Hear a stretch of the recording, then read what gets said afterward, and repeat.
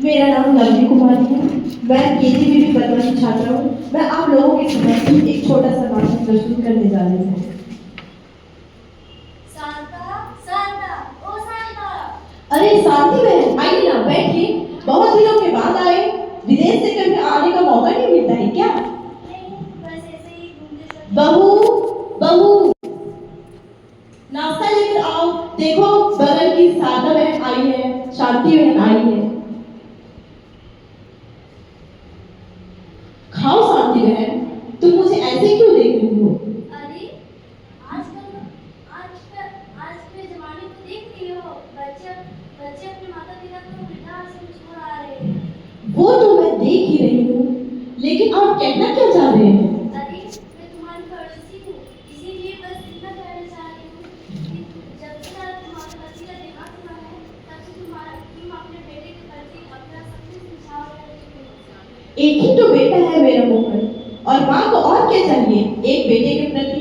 मैं अपना सब कुछ भी न्यौछावर कर दूंगी ना, वो भी बहुत कम है। अरे, अगर वो भी अगर दूसरे के बेटे के जैसे नहीं, मुझे उस पर पूरा विश्वास है, वो ऐसा नहीं करेगा। ठीक है, मैं तुम्हारी पड़ोसी हूँ, इसलिए मैं तुम्हें सचेत कर रही हूँ। और तुम अपने बुढ़ापे के लिए कुछ पैसे वैसे बचा के रखो, वरना तुम्हें बाद में पछताना। शांति बहन, इसकी नौबत नहीं आएगी। मेरे बच्चों में संस्कार है, मैंने उन्हें छोटों से संस्कार दिया है, वे ऐसी गलती कभी नहीं करेंगे। ठीक है, अब मैं चलती हूँ। बहू, एक बार शांति दीदी के पैर तो छुओ। नहीं, इसकी कोई जरूरत नहीं है, बस मैं चलती हूँ। ठीक है, चलिए। बहू, बहू, आओ यहाँ, और ये प्लेटों को ले जाओ और थोड़ी सफाई कर दो। माँ, मेरे पास और काम धंधे नहीं है क्या? जब देखो तब प्लेट धो, कपड़े धो, झाड़ू लगाओ, घर को थोड़ा साफ सुथरा कर दो। हमेशा एक ही बात करते रहते हैं। कुछ कर सकते हो? कर दीजिए। ओह, ये बच्चे नादान हैं, इन्हें कुछ समझ में नहीं आ रहा है, इसीलिए ऐसी बहकी बहकी बातें करते हैं। और वो शांति बहन, उसकी तो अपनी कोई संतान नहीं है, इसीलिए वो मुझे बहकाने के लिए मेरे घर पे आ गई है। मुझे अपने बच्चों पे पूरा नाज है, वो ऐसी गलती कभी नहीं करेंगे। अभी नादान है, इसीलिए ऐसी बातें करते हैं। बाद में जब ये समझदार हो जाएंगे, तब ऐसी स्थिति देखने को नहीं मिलेगी। कोई बात नहीं, मैं खुद ही सफाई करके प्लेटों को ले जाती हूँ।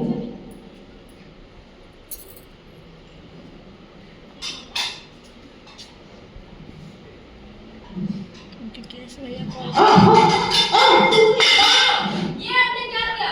सारे प्लेट तोड़ दिए। पिछले हफ्ते तो आपने ग्लास तोड़े थे, आज प्लेट तोड़ दिए। इसकी भरपाई कौन करेगा?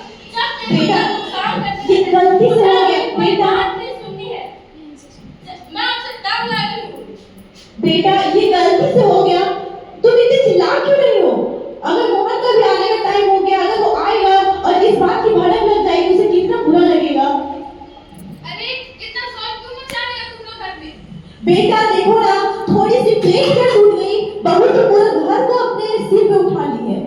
जब बीमार पड़ते तो आपके इलाज में, देख-रेख में, सब में हम ही को सब चीज करना पड़ता है। बेटा, तुम चुप क्यों है? तुम तो कुछ बोल मेरे लिए। ठीक तो बोलती है माँ, कितना परेशान हो जाती है। घर में हम रहते दिन सगर तो हम भी परेशान हो जाते। वाह बेटे वाह, क्या तुमने आज मुझे दिन दिखाए। जब तुम बचपन में थे ना, बच्चे थे ना, उस टाइम जब तुम छोटे थे, उस टाइम मैं घर के सारे काम करती थी। मैं थालियां धो के तुम्हें खाना खिलाती थी, तुम्हारे स्कूल जाने में मैं तुम्हें टिफिन बना के देती थी। और आज मुझे जब समय पे खाना नहीं मिल रहा है, तो तुम अपनी पत्नी के साइड ले रहे हो।